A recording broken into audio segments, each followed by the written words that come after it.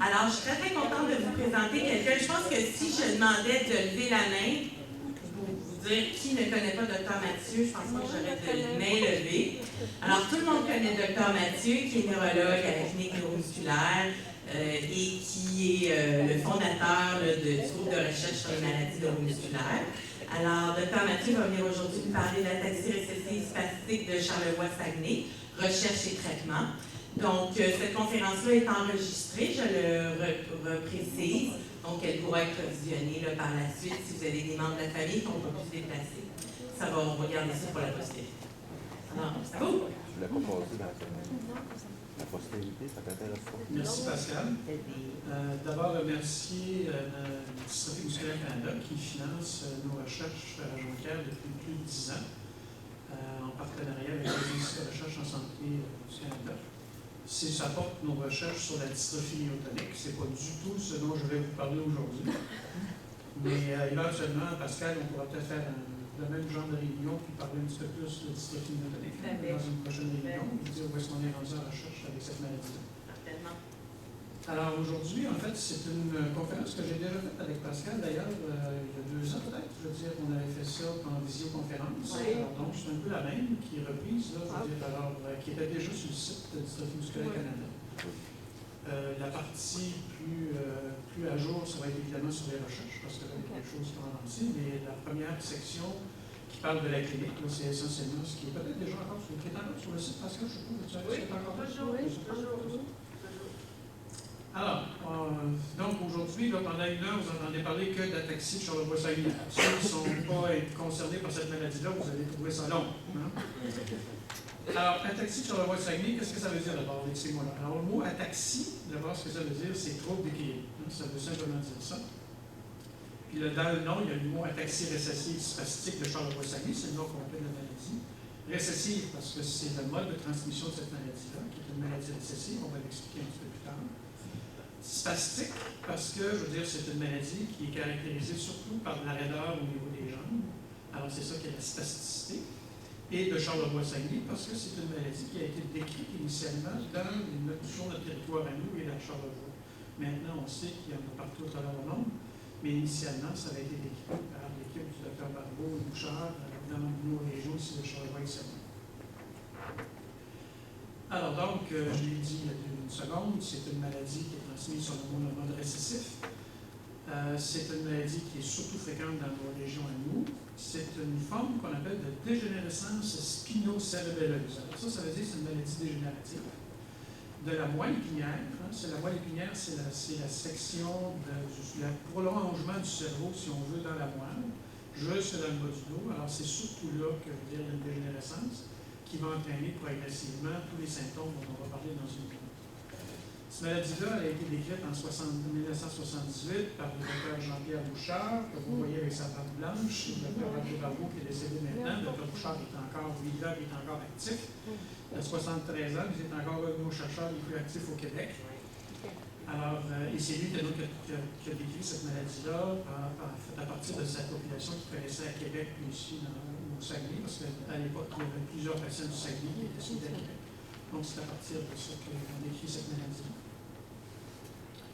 Alors, comment ça marche une maladie récessive? Je veux dire, alors, en fait, le plus bel exemple, peut-être que vous connaissez tous, là, c'est Pierre Lavoie.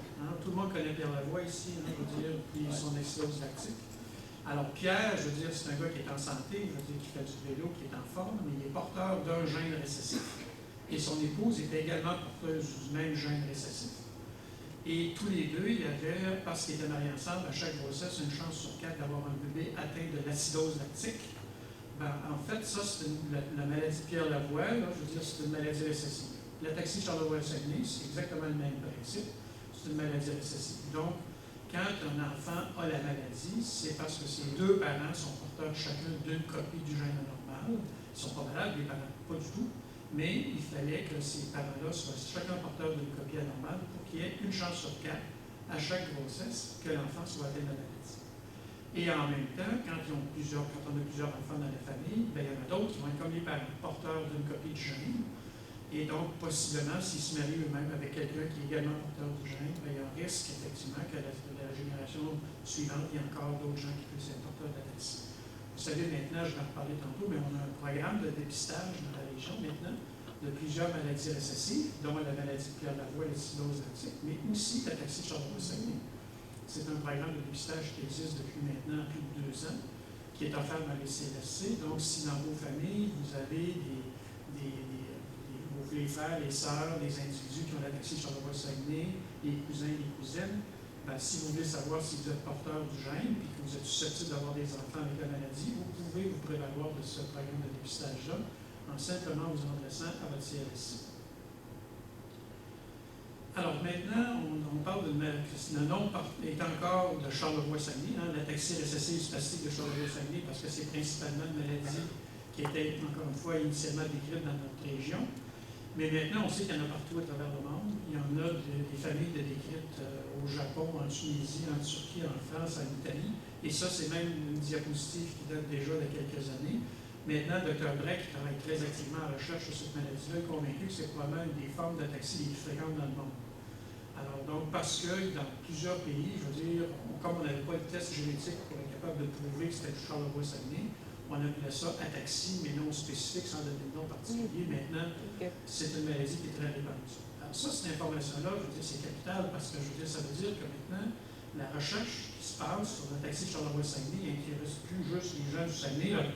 Ça intéresse les populations partout à travers le monde et ça intéresse les chercheurs aussi à l'extérieur.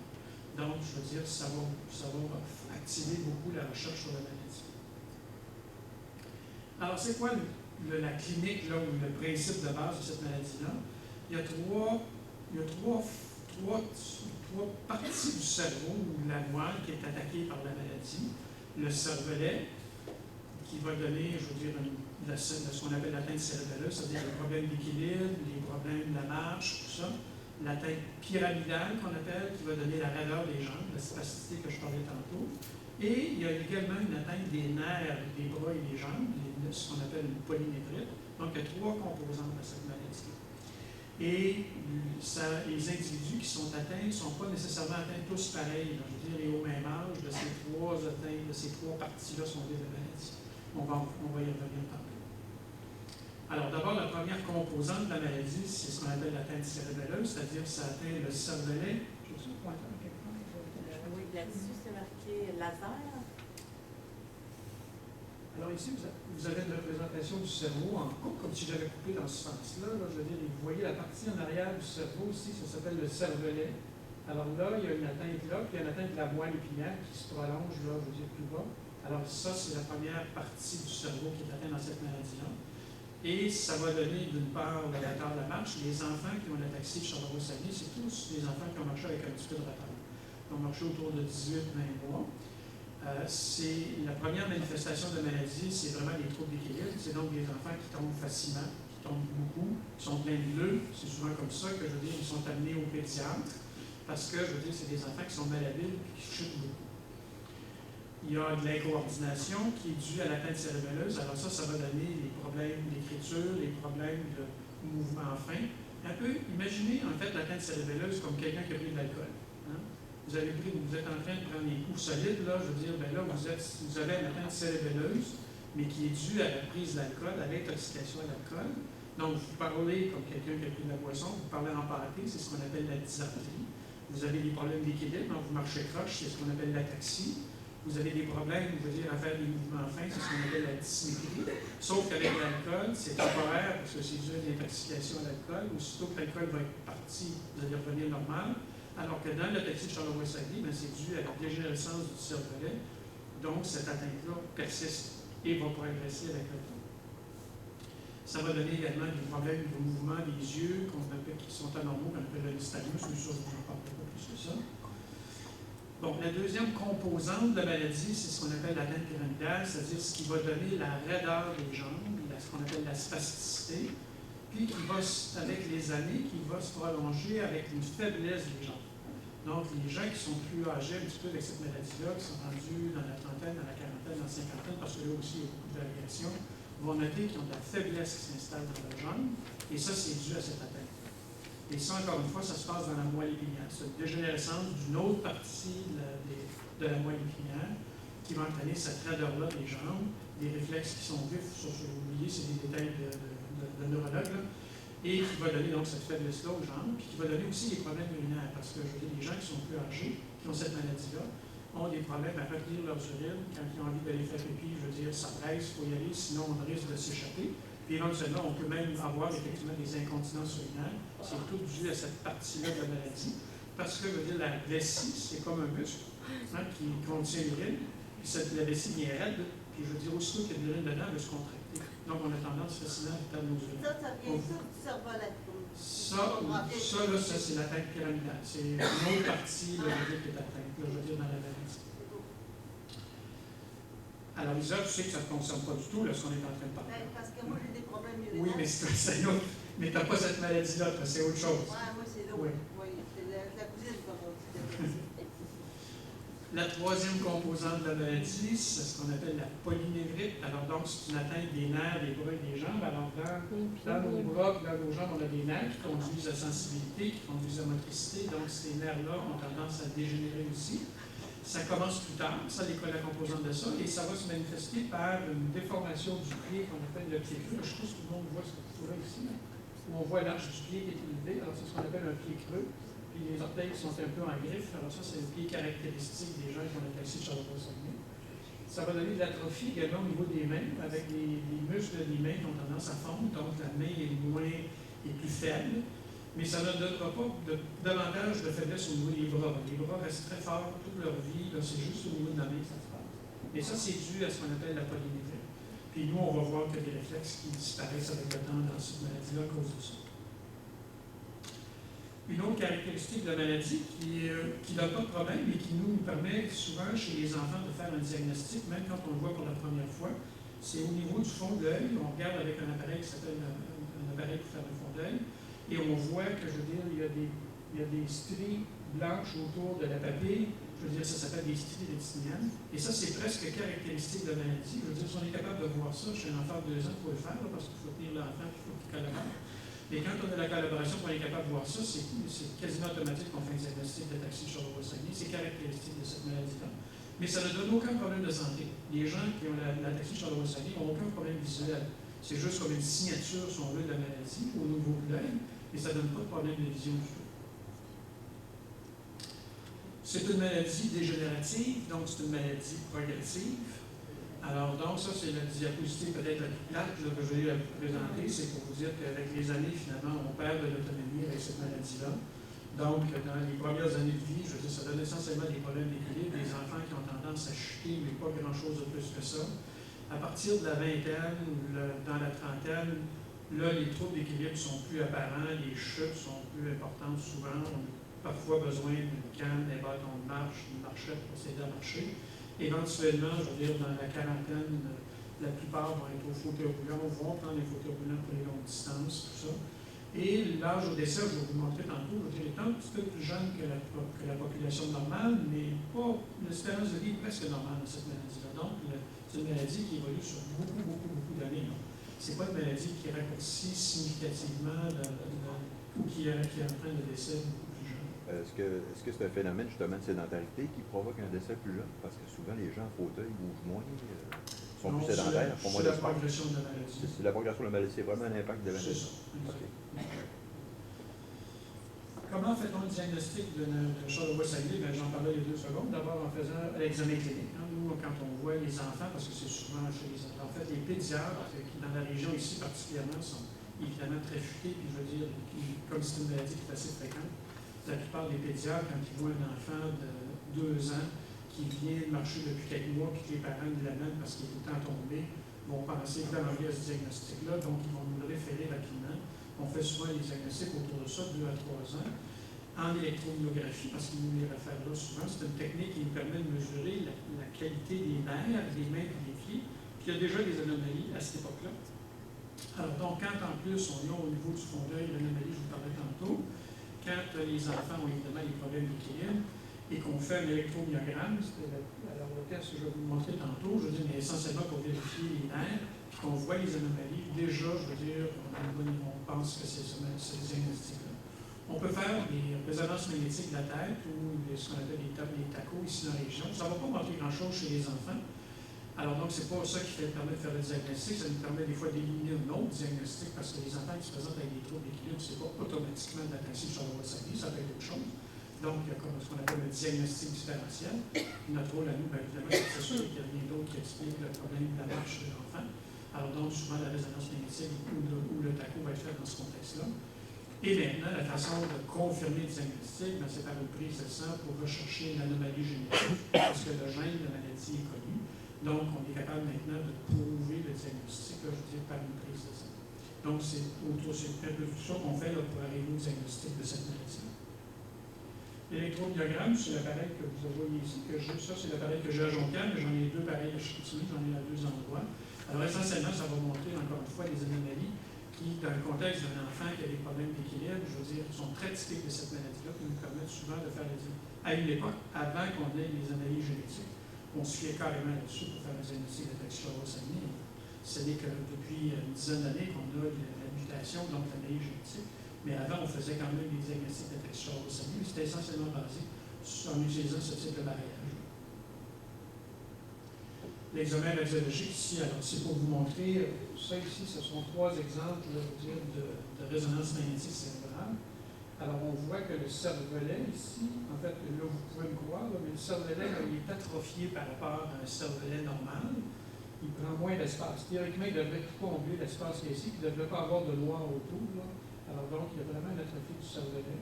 Vous voyez la même chose ici. Dans ces deux patients distincts, c'est exactement le même principe. On voit que le cervelet est beaucoup plus petit que ce qu'il devrait être.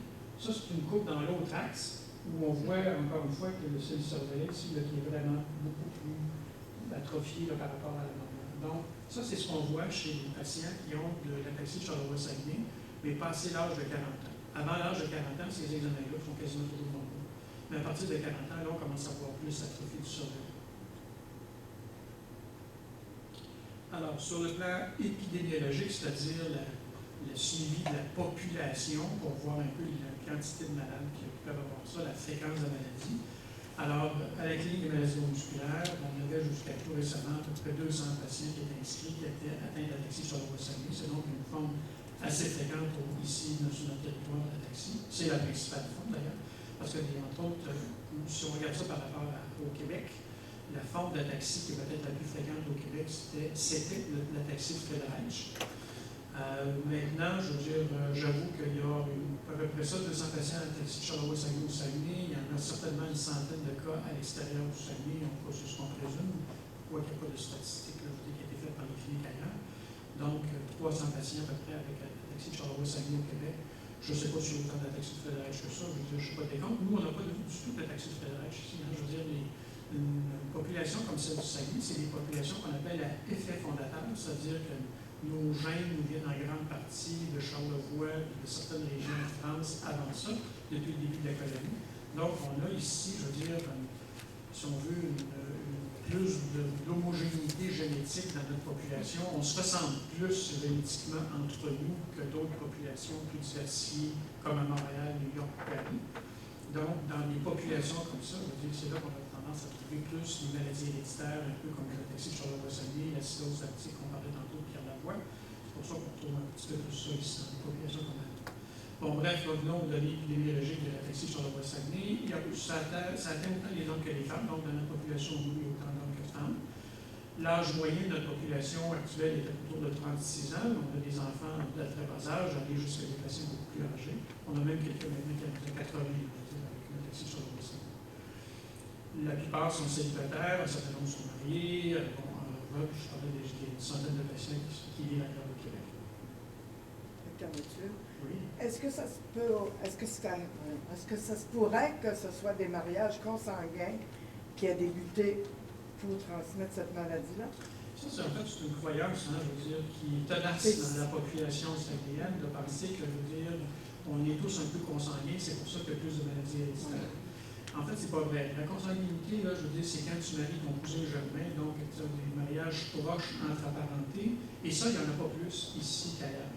Ce qui existe dans la population saguenayenne, c'est un peu ce que je vous expliquais il y a 2 secondes, c'est qu'on se ressemble plus. Hein, il y a plus d'homogénéité génétique. Même si vous n'êtes pas parents entre vous, si vous mariez quelqu'un qui vient aussi du Saguenay-Lac-Saint-Jean, vous avez plus de chances d'avoir de gènes en commun et de gènes anormaux en commun. donc plus de chances d'avoir les maladies. On parlait tantôt de l'acidose lactique, l'ataxie, il y en a toute une série de maladies récessives comme ça. Donc, on est plus susceptible d'avoir ça. Mais les Saguenayens ne sont pas plus porteurs de gènes anormaux que d'autres populations.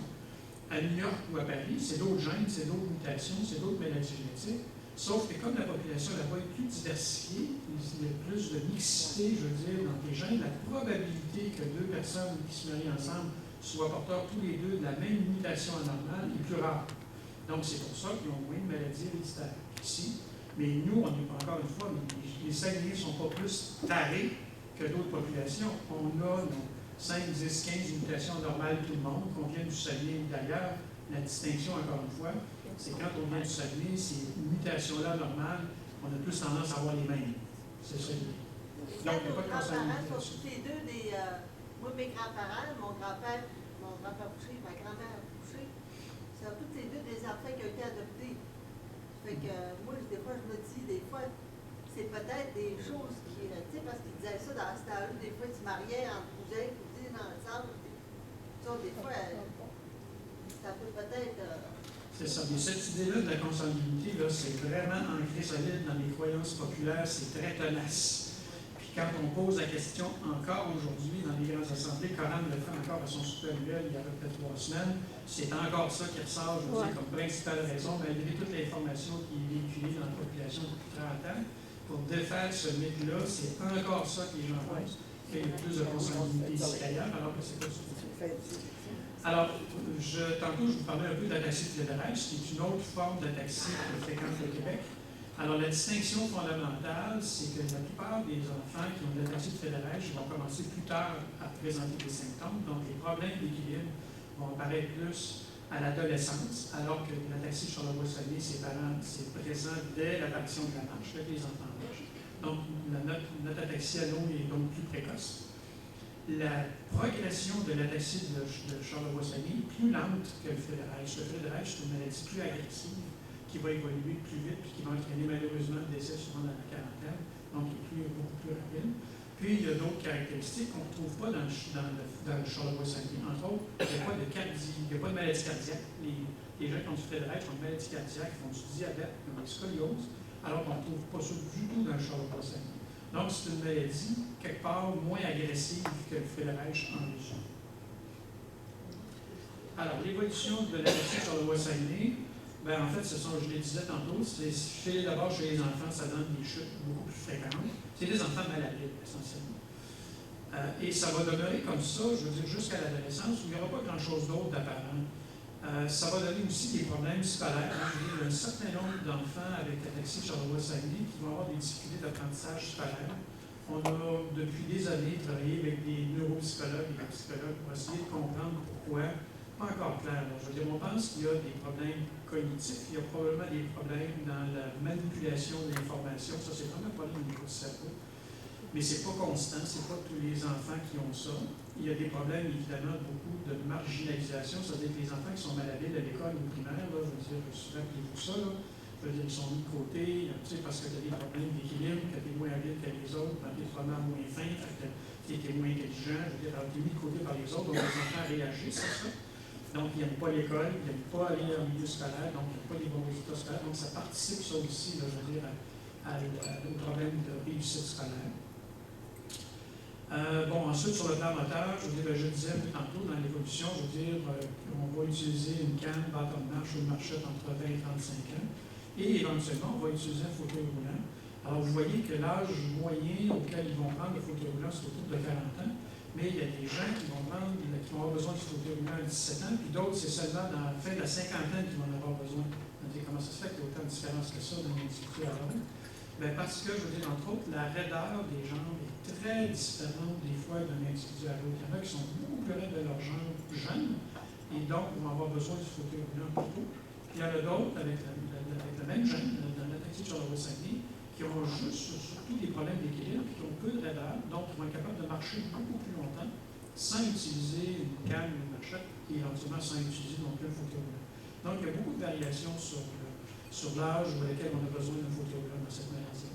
Et c'est d'ailleurs une des pistes qu'on va utiliser en recherche, c'est justement d'essayer de travailler sur cet aspect-là, qui est la spasticité de la raideur des jambes.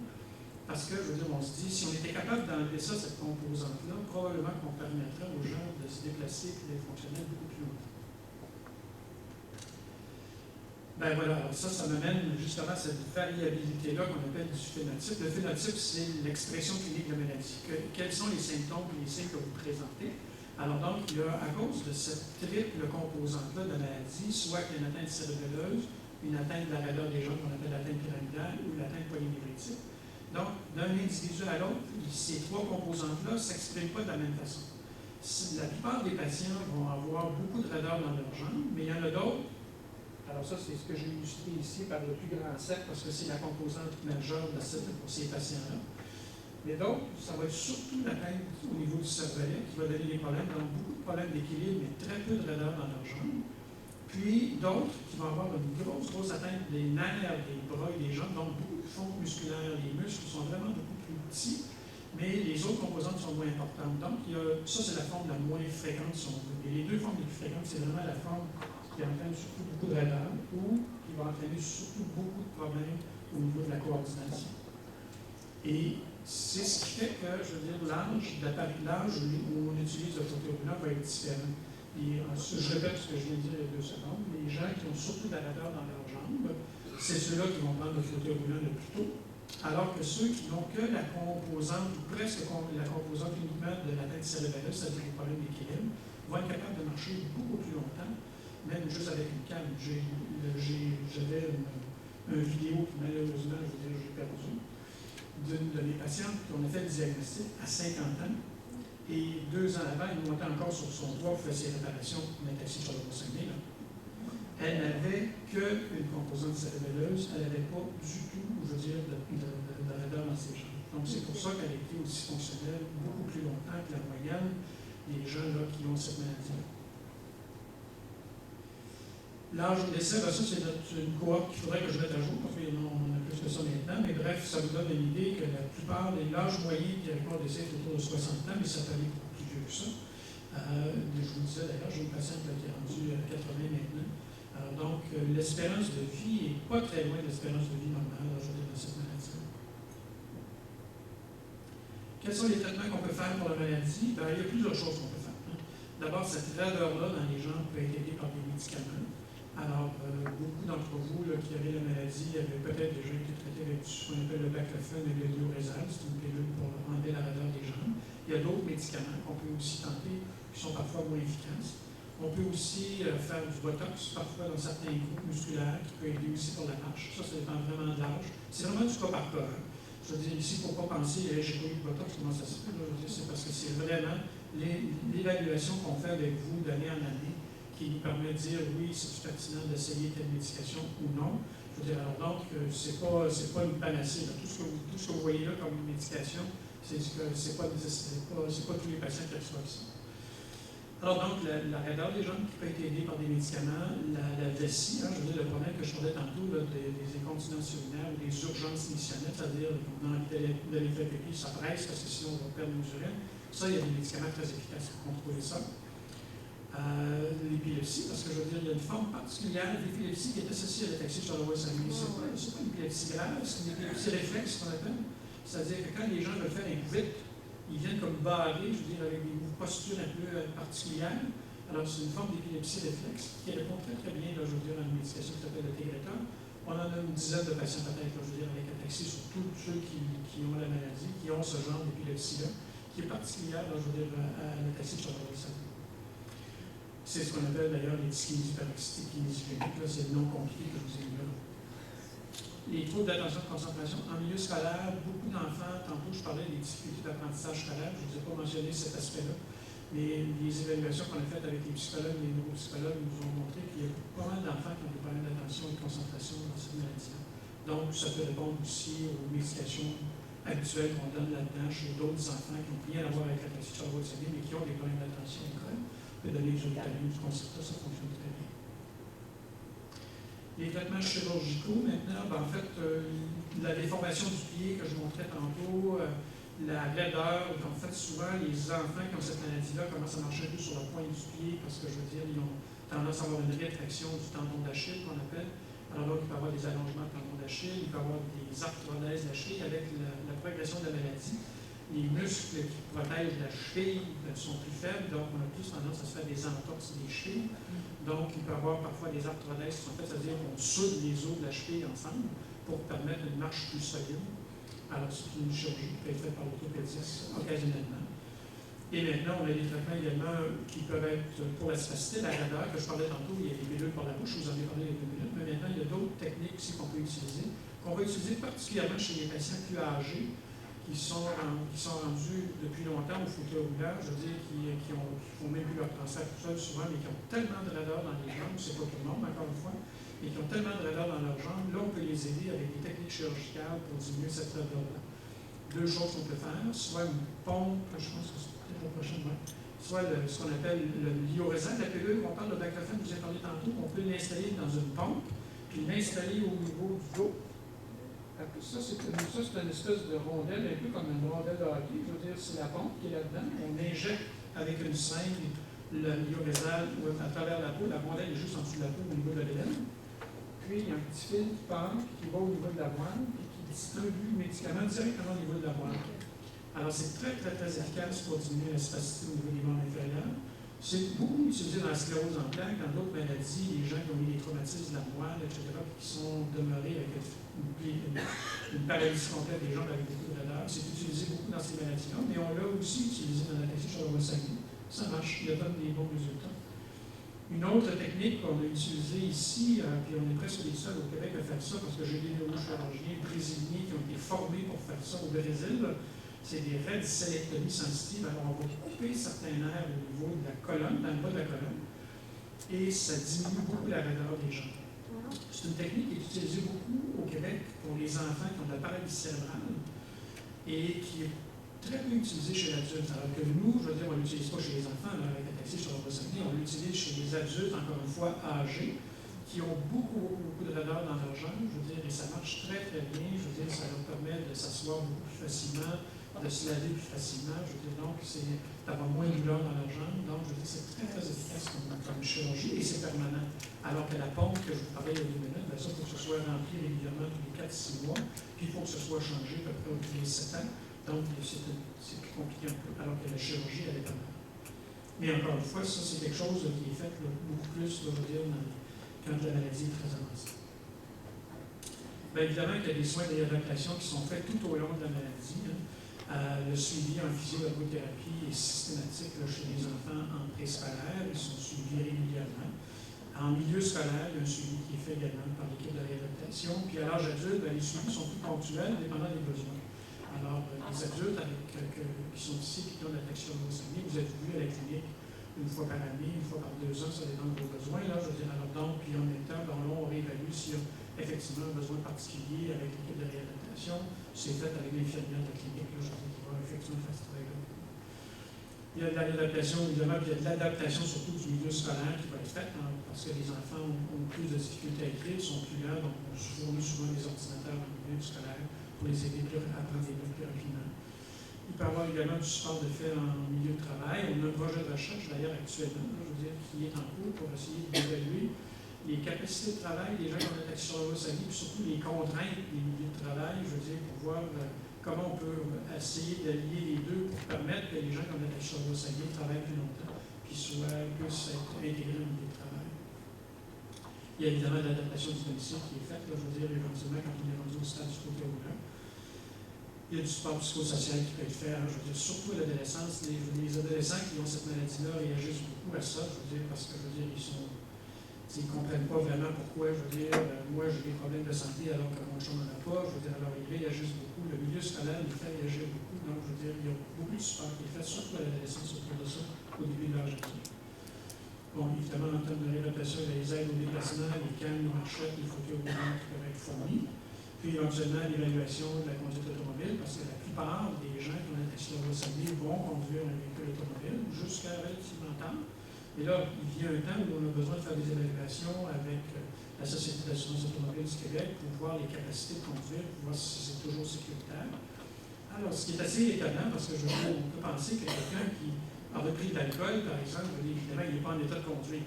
Alors, quelqu'un qui est assis sur le Wasami, c'est comme si quelqu'un qui avait pris de l'alcool tout le temps. Alors, tu te dis, ben, non, il n'est probablement pas capable de conduire, il n'a pas les réflexes pour conduire.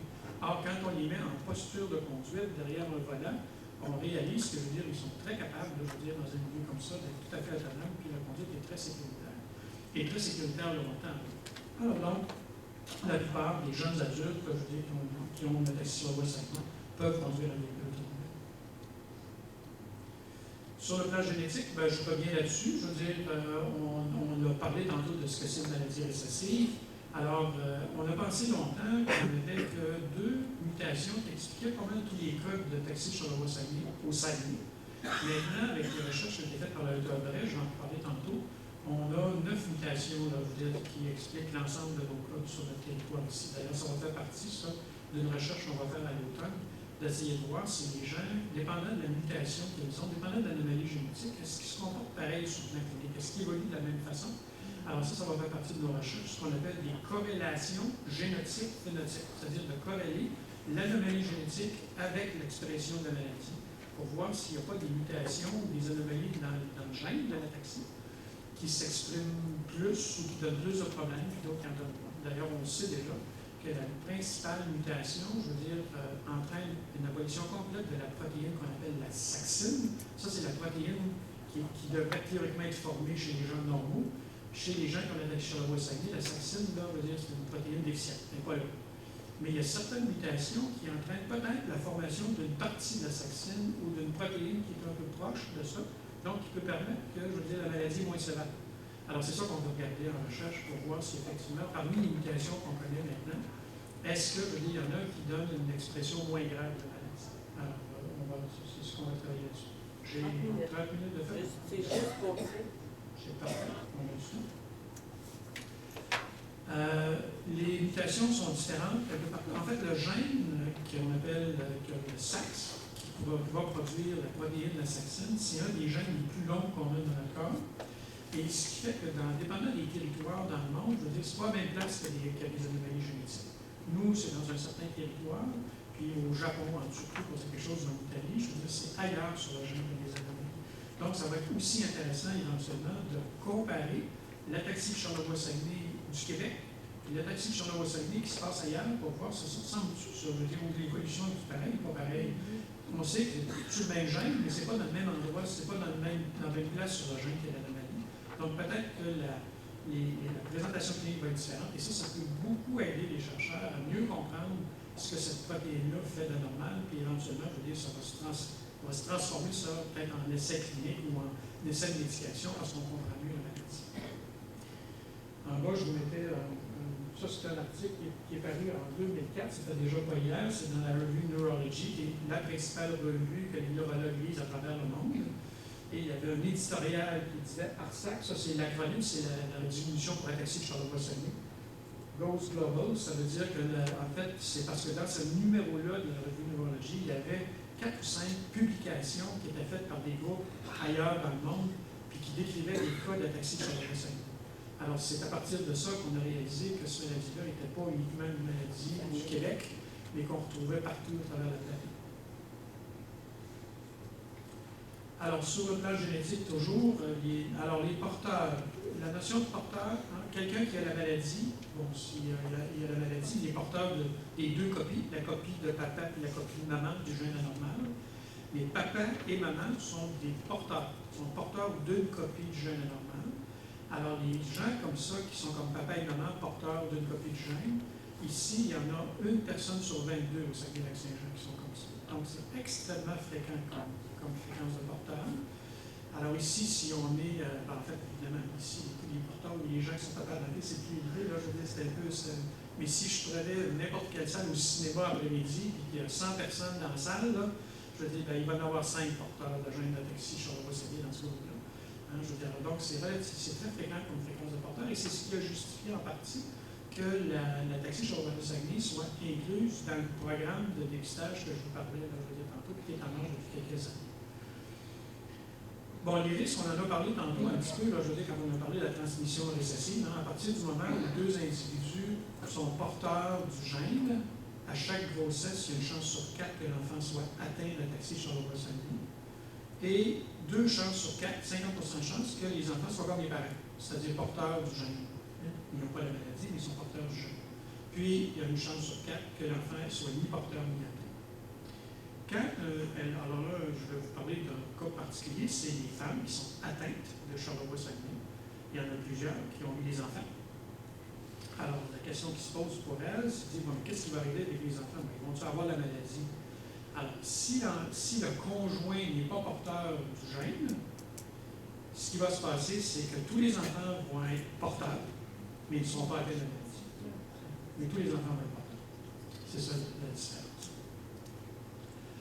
En fait, quand un couple qui sont tous les deux porteurs du gène, bien évidemment, que ce soit dans le programme de dépistage qu'on a mis en marche maintenant, ou parce que, je veux dire, avant, ça se faisait depuis que le gène est connu, depuis plus de 10 ans maintenant. Je veux dire, alors, par le service de conseil génétique, il y a plein de gens qui ont consulté parce qu'ils étaient tous les deux porteurs du gène.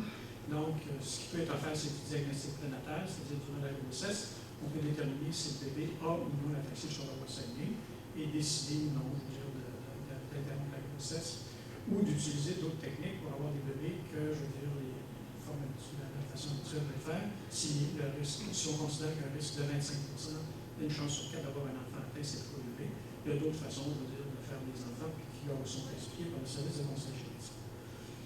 Le programme de dépistage de porteurs, que je parle ici en toute fin, ben je vous en ai parlé, c'est plus, en fait, c'est encore considéré comme un projet pilote parce qu'il n'est pas encore fini d'évaluer par le ministère. Mais il va être maintenu au Saguenay-Lac-Saint-Jean parce qu'il y a plus de 3 000 à 4 000 personnes qui ont participé à ça au cours des 2 dernières années. Donc, c'est un programme qui a eu beaucoup de participants, de jeunes couples. En fait, les critères pour faire partie du programme de dépistage, c'est qu'il faut avoir au moins un apparenté qui vient du Charlevoix ou du Saguenay-Lac-Saint-Jean. Et si les deux conjoints sont dans ce contexte-là, ben, je veux dire, ils peuvent parfaitement participer à ce programme-là. Donc, on s'adresse au CLSC. Et ils vont faire de la recherche de mutations pour 4 maladies différentes. L'ataxie Charlevoix-Saguenay, la cirrhose lactique, la thyrosidémie et la neuropathie avec Hashimoto du corps caleux, une autre maladie neuromusculaire nécessaire. Donc, c'est les 4 maladies qui sont actuellement dans le programme. Pour ce qui est de l'ataxie Charlevoix-Saguenay, on fait la recherche des 2 principales mutations qui sont connues au Saguenay. Ça explique plus de 93% des cas, ces 2 mutations-là. Alors donc, pour un programme de dépistage, c'est suffisant pour rassurer les gens, pour leur dire qu'ils peuvent faire des bébés sans crainte si effectivement ils sont pas porteurs ni l'un ni l'autre de ces mutations-là. Bon, on arrive à la recherche. Alors, pendant des années, il y a eu à peu près aucune recherche qui s'est faite sur l'ataxie Charlevoix-Saguenay parce qu'il n'y avait pas de chercheurs qui s'intéressaient à cette maladie-là. La situation a vraiment changé depuis maintenant plus de 5 ans. Le docteur Bernard Bray, qui est neurogénéticien maintenant à McGill, mais qui était à l'Université de Montréal dans le CHUM avant, a parti un groupe de recherche il y a déjà quelques années et depuis maintenant 2 ans, nous sommes, parce qu'on fait partie, nous ici, de ce groupe de recherche-là, nous sommes financés par les instituts de recherche en santé du Canada pour essayer de mieux comprendre ce qu'est cette maladie-là et éventuellement d'y trouver un traitement. C'est l'objectif qu'on poursuit au cours des années qui depuis déjà quelques années et qui, au cours des prochaines années. L'équipe du Dr Bray est assez imposante. Il y a, au moment où on se parle, 6 personnes qui travaillent à temps plein sur l'ataxie de Charlevoix-Saguenay, plus toute une série d'autres personnes dans différents laboratoires à Montréal, mais ailleurs également. Je veux dire, maintenant, il y a des collaborations qui se font à travers la planète. Là. Et c'est tous ces gens-là qui travaillent à comprendre ce que c'est cette maladie-là, et éventuellement, encore une fois, trouver un traitement. Notre rôle, à nous, comme clinicien, ici, là, je veux dire, Dr Bouchard, moi et Cynthia Gagnon, qui travaille avec moi à la clinique, est plus sur un aspect clinique de la maladie, puis je vais vous en parler plus en détail tantôt, parce qu'on va avoir besoin de vous, là, bientôt. Alors, les objectifs, donc, de ce grand projet-là, je veux dire, c'est d'abord d'essayer de trouver la fonction de la saxine. Ça, c'est la protéine anormale, hein, qu'on disait tantôt dans la maladie, qui est déficiente dans l'ataxie de Charlevoix-Saguenay. Donc, qu'est-ce que normalement cette protéine-là devrait faire dans le système nerveux central? Ça, c'est le travail, là, je veux dire, que l'équipe du Dr Bray fait actuellement. de mieux comprendre la fonction et la structure de la saccine. C'est ça. Puis le rôle, je vais en parler tantôt, parce que là, on est sur plusieurs hypothèses en même temps pour essayer de comprendre pourquoi il y a plusieurs tissus, là, je dis, qui sont atteints dans cette maladie-là. On parlait tantôt du cervelet, on parlait de la moelle, du système granulaire, on parle des nerfs périphériques. Donc, il y a plusieurs tissus nerveux, si on veut, qui sont attaqués. Donc, on essaie de comprendre un petit peu comment ça va tout ça. L'objectif initial aussi, c'était de développer un modèle de souris qui aurait l'ataxie de Charlevoix-Saguenay pour effectivement nous aider dans la compréhension de la maladie. Puis des cultures de tissus pour être capable d'avoir du matériel toujours disponible pour les chercheurs qui a l'anomalie, pour être capable de travailler là-dessus. Puis nous, je vais vous en parler plus en détail tantôt, c'est un protocole d'évaluation clinique de cette maladie-là. La première chose que le Dr Bray a fait, c'est de... Je vous rappelle que depuis plus de 10 ans, on connaissait 2 mutations dans l'ataxie de Charlevoix-Saguenay, c'était les 2 principales mutations. Puis on savait qu'il y avait à peu près 3-4% des gens qui ont l'ataxie de Charlevoix-Saguenay, on n'a pas trouvé la mutation. Donc il y avait probablement une autre anomalie génétique, toujours sur le même gène de saccine, mais on ne l'avait pas trouvé. Le Dr Bray, avec son équipe, la première partie du travail qu'ils ont fait, c'est qu'ils ont fait le tour, ils ont trouvé toutes les autres mutations. On en a trouvé finalement 20 nouvelles mutations au Québec, dans la population québécoise, qui explique évidemment ces 3%-là, 3 ou 4%-là de cas qui n'étaient pas connus avant. Alors, dans ça, il y en a parmi ces 20 mutations-là, il y en a 7 qu'on retrouve ici au Saguenay, puis les autres sont retrouvés ailleurs au Québec, mais pas dans la population ici au Saguenay. Alors ça, cette information-là est extrêmement précieuse parce que c'est la base d'un travail qu'on va faire de recherche, je veux dire, à l'automne, avec Jessica Thériault, qui est à côté de Pascal, qui est étudiante à la maîtrise, qui vient de finir sa médecine, qui va faire une année avec nous autres, travailler spécifiquement là-dessus, à comprendre le lien qu'il y a entre ces différentes mutations-là qu'on voit. Il y a différentes anomalies, je vous ai parlé des chiffres, des numéros, ça n'a pas d'importance, et la clinique, c'est-à-dire comment ça s'exprime, ça. Je veux dire, alors, est-ce que ça s'exprime tout pareil, même peu importe la mutation, ou s'il y a des différences, ça va nous aider beaucoup, encore une fois, à comprendre qu'est-ce que la saccine fait ou ne fait pas, fait plus ou moins bien à l'intérieur des cellules. Une hypothèse que le Dr Bray avait, puis encore, c'est que la saccine, en fait, cette protéine-là, servirait surtout aux mitochondries. Les mitochondries, là, c'est l'organelle que je vous illustre ici. Ça, c'est dans chacune de nos cellules, on a des mitochondries. Les mitochondries, là, c'est comme une petite usine qui produit de l'énergie. Alors, si la mitochondrie est fonctionnelle, je veux dire, on a une cellule qui est fonctionnelle et qui fonctionne bien. Si la mitochondrie est dysfonctionnelle, ça peut faire jusqu'à mourir la cellule. Donc, et une hypothèse que le Dr Bray a encore, c'est que c'est la mitochondrie qui est dysfonctionnelle, qui fonctionne mal dans ça, dans l'ataxie de Charlevoix-Saguenay. Et une hypothèse qu'il a, c'est qu'il y a un problème dans le transport des mitochondries. Alors, ce qui se passe, c'est que les mitochondries sont une cellule nerveuse qui part du cerveau. Là, elle va former un fil qui s'appelle l'axone, qui va partir du cerveau et qui va descendre jusqu'au bout de mon bras. C'est très, très long, ça, je veux dire, cet axone-là. C'est un long fil. Alors, il faut amener de l'énergie jusqu'au bout, là. Alors, une façon de le faire, c'est qu'il y a les mitochondries partent si on veut, du corps cellulaire, au niveau du cerveau, puis ils sont amenés jusqu'en périphérie. Il y a donc un phénomène de transport des mitochondries. Et la saccine, la protéine qui est déficiente dans la dystrophie dans l'ataxie de Charlevoix-Saguenay, c'est dans le transport des mitochondries. Imaginez comme un camion où il y a une roue qui, au lieu d'être ronde, est carrée. Bien là, la saccine, c'est ça que ça fait que ça rend les roues carrées quand la saccine est dysfonctionnelle. Alors donc, c'est pour ça que le camion, évidemment, ça transporte mal, je veux dire, les roues carrées. Alors donc, il y a un problème dans le transport des mitochondries. Alors c'est encore une hypothèse que le Dr Bray a à ce moment-ci et sur laquelle il travaille. Mais ce qui est majeur depuis là maintenant plus de 6 mois, c'est que en fait la souris, ils ont réussi, et ça c'est grâce au fonds qui ont été. En fait, il y a beaucoup de partenaires financiers, je veux dire, autour de l'ataxie de Charlevoix-Saguenay. Dystrophie musculaire Canada en est un, mais le partenaire majeur, je veux dire, dans le financement sur l'ataxie de Charlevoix-Saguenay vient de la fondation de l'ataxie de Charlevoix-Saguenay, dirigée par Jean Lolo, qui a lui-même avec Sonia 2 enfants qui ont l'ataxie de Charlevoix-Saguenay, donc ils ont financé à hauteur de plus de 2,5 millions la recherche sur l'ataxie de Charlevoix-Saguenay jusqu'à maintenant, et entre autres pour développer le modèle de la souris. Donc on a maintenant une souris qui a l'ataxie de Charlevoix-Saguenay, qui est déficiente, qui a le même problème du gène anormal, que les gens qui ont le Charlevoix-Saguenay.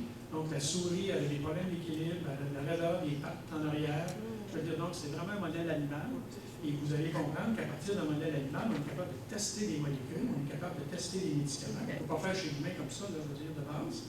Donc, là, au moment où on se parle, je veux dire, c'est déjà commencé, il y a des essais de thérapeutiques, de médication, exact, qui sont en marche. Là, je veux dire, il y a plusieurs molécules là, qui sont en train de tester en utilisant la souris. Si ça fonctionne sur la souris, ben là, ça va nous donner une bonne piste pour dire ben, peut-être que ça pourrait marcher aussi chez l'humain.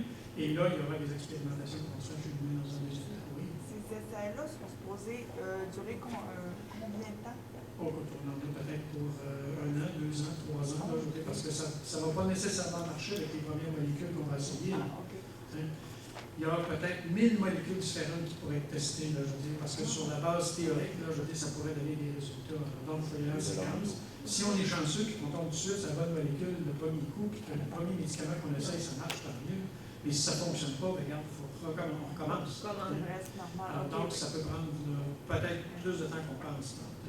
Là, au moins, je veux dire, on a un modèle animal et je veux dire, on a commencé à tester des molécules. Alors ça nous amène à finir sur ce que nous on fait dans le cadre de cette recherche-là, je veux dire, québécoise sur le taxi Charlevoix-Saguenay, et quel est notre rôle à nous ici au Saguenay par rapport à ça. Alors vous allez comprendre que si éventuellement il y a un médicament qui est développé à partir du modèle animal, puis qu'on veut tester chez les gens qui ont le taxi Charlevoix-Saguenay, il faut qu'on soit capable de mesurer si on a amélioré l'équilibre, si on a amélioré les problèmes de coordination, si on a amélioré la raideur des jambes. Or, pour être capable de mesurer ça, ça prend des outils. Il faut être capable de savoir si effectivement, par rapport à avant qu'on commence le traitement, le patient avait tel degré de problème d'équilibre, bien là, avec le traitement, il s'est amélioré de 50 %. Et pour ça, ça me prend des outils. Or, dans l'ataxie Charlevoix-Saguenay, il n'y avait aucun outil qui avait été développé pour la recherche qui nous permet de mesurer les différents aspects de la maladie. Alors ça, c'est notre rôle à nous, de développer ces outils-là qui vont nous permettre éventuellement, dans un essai de médication, d'être capable de dire oui, ce molécule-là, ça marche, ou non, ça ne marche pas parce que le patient ne s'est pas amélioré. Ce n'est pas juste l'impression que le patient dit hey, « je vois mieux ». Il faut vraiment avoir des données objectives. Il faut être capable de mesurer les changements parce que la recherche, c'est comme ça que ça fonctionne. Donc, il faut développer les outils. Et notre rôle à nous, c'est de développer ces outils. Alors, la première démarche qu'on a faite, c'est de développer un outil qui mesure globalement toute la maladie. Ça s'appelle des échelles quantitatives de gravité de la maladie. Il en existe pour d'autres formes d'ataxie. Parce que les ataxies, il y en a d'autres ailleurs. On parlait des ataxies de Federer, il y a d'autres formes d'ataxie, je veux dire ailleurs. Donc, il y a plein de groupes de recherche qui ont développé des outils pour mesurer la sévérité, les problèmes d'équilibre, les problèmes de symétrie, de coordination. Mais ces échelles-là n'ont toujours utilisé que le problème de l'atteinte du cervelet, parce que ces formes d'ataxie-là n'ont que l'atteinte du cervelet. Or, je vous ai expliqué au début que dans le Charlevoix-Saguenay, on n'a pas juste le cervelet qui est atteint, on a de la raideur, puis on a une atteinte des nerfs aussi. Donc, on a 3 composantes différentes. Or, toutes ces échelles-là, qui étaient déjà publiées puis utilisées en recherche, je veux dire, n'évaluaient que la composante cérébrale. Donc, ce qu'on a fait, c'est constituer, développer une échelle qui permet d'avoir les trois composantes à la fois. Alors là, je vous laisse passer ça. Et essentiellement, c'est l'échelle qu'on appelle l'échelle ARAS. Alors, c'est cette échelle-là qu'on a développée. Alors là, ça fait 2 ans déjà qu'on travaille là-dessus, à trouver les meilleurs tests pour être capable de mesurer l'atteinte cérébelleuse, l'atteinte de la raideur, l'atteinte polynéphritique, la mobilité, etc., puis les autres symptômes. Puis ça arrive à un score. Ça donne un score sur 100 points. Puis plus l'individu est atteint, plus le score est élevé, puis moins l'individu est atteint, plus le score est fait. Mais ça donne un résultat numérique. Alors, ce qu'on a à faire maintenant, alors vous le voyez même sur 104, donc ça donne des points pour chacun des aspects de la maladie. Il y a un certain nombre de points sur un total. Alors, ça, là, cette échelle-là, ce qu'il faut faire maintenant, c'est vérifier si effectivement ça fonctionne dans la vraie vie. On l'a développé, il va partir de notre expérience qu'on a des gens qui ont la taxi. Mais là, maintenant, il faut le valider. Ça, c'est les premiers résultats qu'on a eus avec 27 patients qu'on a fait, qui montrent que ça marche, que ça mesure avec. Plus les gens sont âgés, évidemment, plus la maladie est présente, mais plus les scores s'élèvent. Alors, c'est ça qu'on voit sur l'échelle de points ici. Ça, c'est en fonction de l'âge, puis les différents aspects. Alors, on voit que plus la maladie progresse, plus, je veux dire, le nombre de points augmente. Bon, sur le plan, ça va, ça, je veux dire, sur le plan conceptuel, ça fonctionne. Alors maintenant, ce qu'il nous reste à faire, c'est ce qu'on appelle valider cette échelle-là. Alors ça, c'est le travail qu'on va faire. Alors là, on va avoir besoin de vous, là. Parce que ça se passe en septembre, puis jusqu'à la fin de l'automne, puis nous-mêmes, probablement en janvier, février 2014. Il faut qu'on évalue 50 personnes qui ont la taxi sur la voie Saguenay dans différents groupes d'âge. On va commencer avec les plus jeunes de 14 ans, aller jusqu'à la fin de la cinquantaine. Ça nous en prend à peu près 10 par groupe d'âge, où on va, avec la physiothérapeute, 2 physiothérapeutes. Il va y avoir une première évaluation par une physiothérapeute, avec toute une série de batteries de tests, pas uniquement l'échelle qu'on utilise, l'échelle à gaz, mais d'autres échelles qui sont déjà validées, qui sont déjà utilisées, puis qui mesurent un peu la même chose. Donc, il va y avoir une demi-journée d'évaluation avec une première physiothérapeute, une demi-journée d'évaluation avec une deuxième physiothérapeute, une troisième demi-journée avec la première physiothérapeute qui va faire les mêmes tests pour qu'on voit si ça donne les mêmes résultats. Parce que des fois, je veux dire, on utilise une échelle, mais quand la même personne, des fois, utilise la même échelle, elle n'arrive pas au même résultat, on a un problème. Là. Tu sais, je veux dire, si on n'est pas capable d'obtenir 2 fois le même résultat avec le même évaluateur, ou si on n'est pas capable d'obtenir le même résultat quand c'est 2 évaluateurs différents qui utilisent le même outil, ça ne marche pas, là. Donc, ça fait partie de la validation des outils, c'est de refaire le même test plusieurs fois pour voir si on obtient toujours les mêmes résultats. Et de comparer aussi cette échelle-là, le résultat sur 104 points, avec d'autres échelles qui ont été développées par d'autres groupes de recherche ailleurs, qu'on va utiliser aussi dans ce programme-là, puis qui va nous permettre de voir si ça corrèle-tu, ça donne à peu près sensiblement les mêmes résultats. Et ça va nous permettre de nous dire si effectivement, je veux dire, cette échelle-là, elle est valable, puis qu'on peut l'utiliser éventuellement dans des essais avec des médicaments. Ça, c'est le travail qu'on va faire. Donc, les gens qui sont ici aujourd'hui, là, je veux dire, retenez que vous allez probablement être sollicités par notre équipe de recherche, là, je veux dire, pour participer à ça. S'il y en a qui semblent déjà corrects et qui veulent participer, là, vous irez voir Jessica, là, je veux dire, éventuellement, vous allez lui lever son nom. Alors, quand tantôt je disais, on va faire notre échelle à nous, l'échelle à Hans, mais on va aussi comparer avec tout un paquet d'autres tests qui mesurent l'équilibre, qui mesurent la spasticité, qui mesurent tous les tests standardisés qui étaient utilisés pour d'autres choses, mais ça va nous permettre de corréler tout ça ensemble et de voir si ça fonctionne. Donc, ce n'est pas juste notre échelle à nous qu'on va vous faire passer, mais aussi toute une autre batterie de tests. C'est pour ça que ça s'appelle il y a une prise de sang aussi qu'on fait parce que, je veux dire, on veut... comment ça grimacer? Puis pour certains d'entre vous qui voudraient, il va même avoir un petit biopsie de peau, c'est-à-dire on va aller chercher un morceau de peau parce que le progrès, là, je veux dire, il y a besoin de matériel, je veux dire, pour effectivement, je vais corréler éventuellement les résultats que nous, on va obtenir avec des choses qu'ils vont vouloir garder, là, je veux dire, au niveau des mitochondries et tout ça. Donc, ça prend du matériel pour ça. Voilà. Alors, donc, c'est ce qu'on va utiliser. Ici, on va vous faire aussi, on a développé d'autres tests, là, je veux dire, ça, c'est un test particulier pour mesurer la raideur de la jambe, le quadriceps, c'est-à-dire le muscle de la cuisse en avant. Donc, ça s'appelle le pendulum, c'est-à-dire que les gens sont assis, puis on prend le pied, on le laisse tomber, puis on mesure les oscillations quand on laisse tomber le pied, et ça donne, vous voyez ici les schématisés, puis ça donne les oscillations comme ça qu'on enregistre. Et ça nous permet de voir aussi la sévérité de la raideur des jambes. Donc, c'est un test quantitatif. Le point, c'est qu'il faut développer le plus de tests possible qui donnent des résultats qu'on peut quantifier, qu'on peut numériser. On peut donner un résultat sur un nombre de points, parce que ça, c'est beaucoup plus objectif. Et éventuellement, quand on prend un médicament, on va être capable beaucoup mieux de voir s'il y a une amélioration ou pas, parce qu'on a des résultats qui donnent un score. C'est ça l'idée. Bon, alors je termine simplement en vous disant qu'encore une fois, cette recherche-là est financée en grande partie par la Fondation de la taxi de Charlevoix-Saguenay et par une partie par Dystrophie musculaire Canada qui s'est associée aux instituts de recherche, je veux dire, pour financer la recherche actuelle.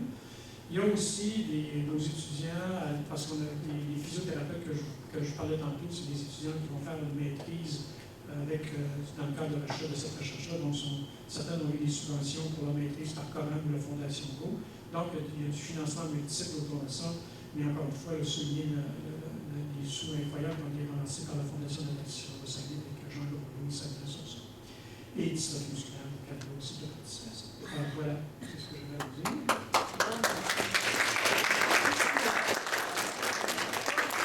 Alors, on a le temps pour quelques questions. Est-ce qu'il y en a qui ont des questions spécifiques pour le Dr Mathieu? Est-ce que les cas depuis les 5-6 dernières années ont diminué? Ah oui, c'est une très bonne question. Effectivement, nous, depuis, en fait, probablement 10 ans, déjà, le service de conseil génétique, les gens qui ont dans leur famille des cas de taxi sur le Bois-Saguenay, les apparentés, là, les frères et les sœurs ont souvent consulté un conseil génétique. Et donc, ont pu avoir du conseil génétique, avoir des tests de porteurs. Le programme que je parlais tantôt depuis 2 ans, je veux dire, qui est en marche aussi, ce qui fait qu'effectivement, au moment où on se parle, on voit beaucoup moins d'enfants qui ont l'ataxie sur le Bois-Saguenay que dans les années antérieures. Ça paraît déjà dans nos statistiques. Les 0-9 ans, dans notre groupe, dans les patients qui sont suivis à la clinique, là, je veux dire, a diminué de plus de 50% par rapport à il y a 20 ans. Alors donc, ça a déjà un impact, là, je veux dire, ces programmes de dépistage-là qui se marchent et ce qui est fait en conseil génétique depuis quelques années. D'autres questions? On en aurait une. Oui. Madame Le modèle A. Non, allez-y, monsieur. Il y a plusieurs mutations, vous dites. Alors, le modèle animal va couvrir toutes ces mutations-là ou... En fait, il y a une déficience complète en saxine.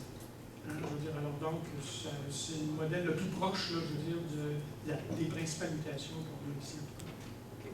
Mais c'est une bonne question de poser parce qu'effectivement, on n'est pas rendu encore... Comme on ne sait pas exactement quelle anomalie donne les différentes mutations. Spontanément, j'avoue que tous les patients se ressemblent beaucoup, mais 93% des patients saguenayens ont la même mutation. Donc, c'est probablement pas à partir de la population du Saguenay qu'on va être capable de déterminer ça. Ce que Jessica va faire à partir de septembre, elle va aller à Montréal, elle va aller à Québec, elle va aller voir des patients qui sont d'autres régions et qui sont porteurs des autres mutations pour que là, on puisse avoir un portrait plus global puis voir si effectivement il y a des différences, là, je veux dire, de mutations. Donc, pour l'instant, c'est une hypothèse qu'on fait, on cherche là. Personne n'a prouvé qu'il y avait une différence de mutation là. Peut-être qu'on va réaliser en bout, mais peu importe la mutation qu'on a, dans le fond, ça ressemble tout. Madame? Vous avez parlé beaucoup de toutes ces choses-là, elle les a toutes. Mais elle sait tout le temps.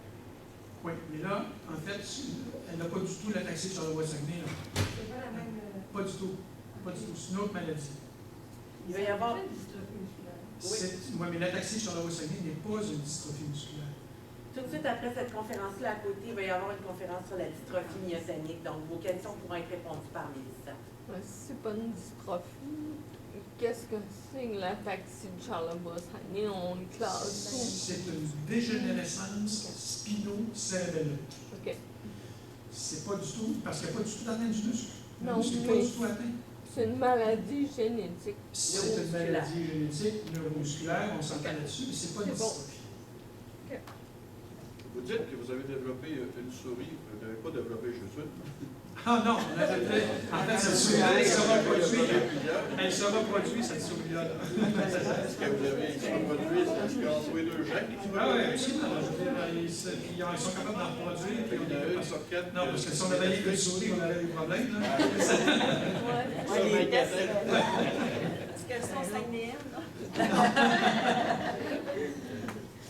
Ben, merci beaucoup. Je pense que vous avez...